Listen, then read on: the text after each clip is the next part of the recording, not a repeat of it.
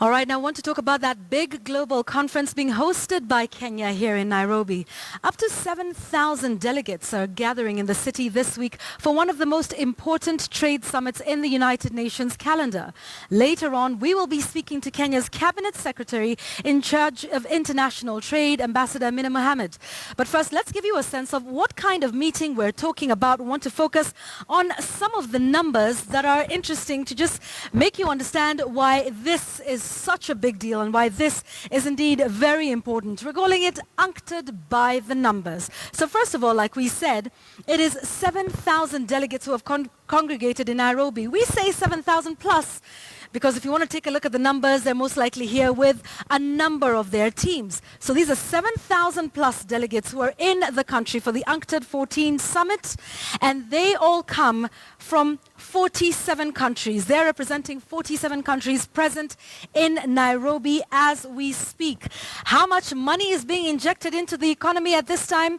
Those 7,000 delegates from 47 countries are believed to spend about 6 billion Kenya shillings. This is the estimated amount of money that will be spent up until Friday this week. And of course, like we said, it's 6 billion shillings. It's being spent over a period of 6 days in the country. That's from the 17th up until the 21st. That is the duration of the summit in Kenya.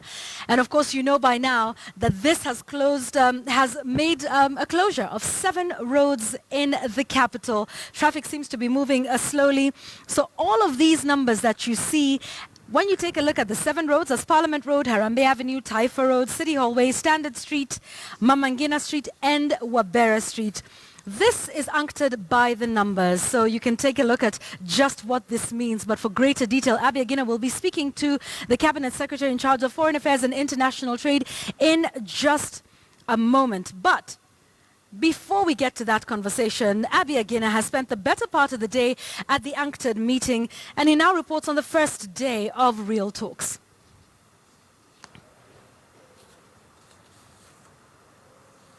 Delegates walked into a packed agenda as Kenya began playing host to this global meeting for the second time in 40 years.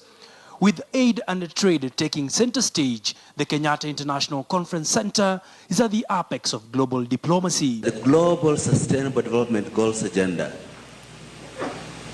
was an emerging consensus of finding inclusive solutions to global challenges. That none of us an island unto themselves without engaging the rest of humanity.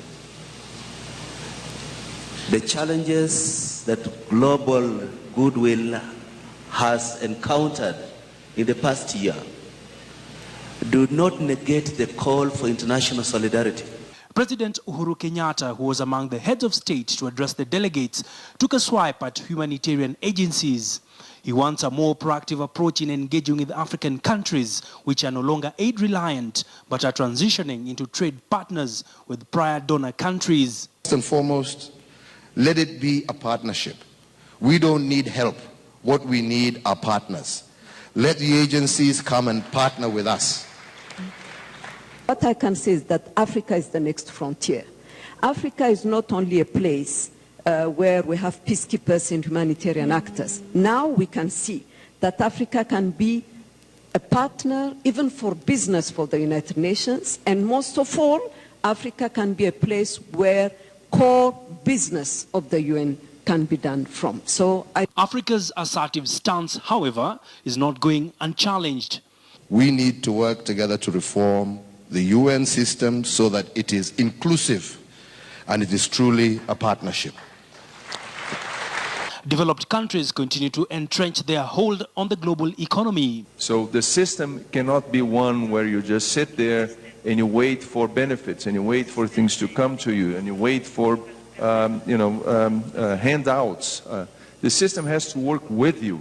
You have to be part of the system. If you want the system to work for you, you have to make the system better. You have to contribute to the system. That money that we send, FAO going to respond to a disaster in Kenya or to feed the refugees in that. No, that's not what you should be doing. Let's use that money to help empower those people to help them set up their farms, to help, as my friend in ITC said, get value addition going. Then they'll feed themselves.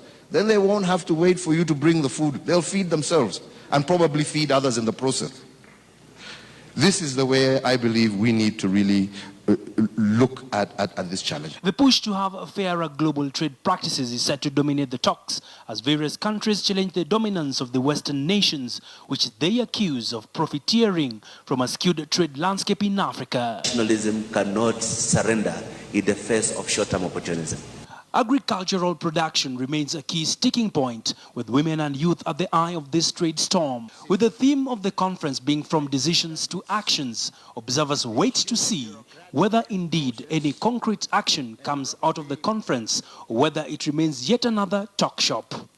Abi Agina, KTN News in Nairobi.